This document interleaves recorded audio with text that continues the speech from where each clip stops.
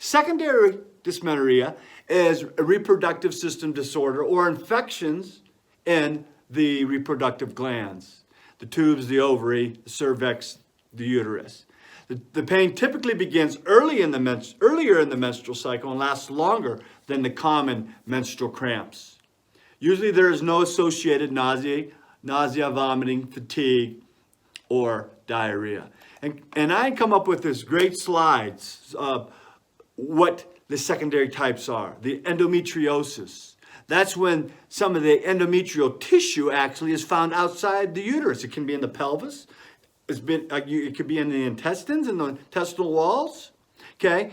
Typically it's on the ovaries and the fallopian tubes.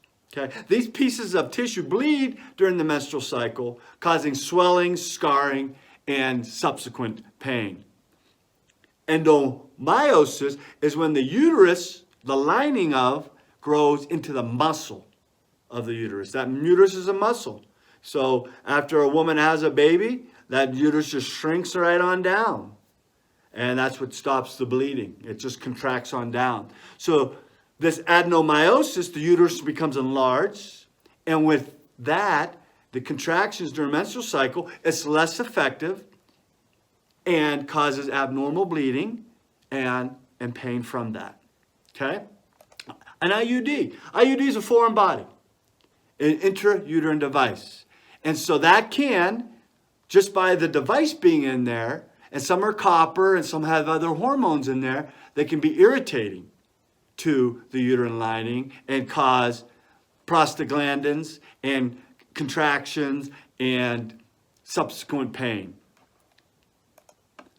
Pelvic inflammatory disease. That's when there's a bacterial infection that comes in through the cervix into the uterus and can spread to the ovaries, the fallopian tubes, and cause pain in the pelvis and pain specifically during intercourse.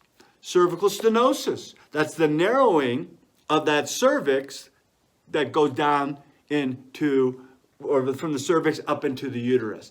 And so when you have a menstrual cycle and the flow is impeded, it kind of backs up and causes pressure, and then that can cause pain. Fibroids.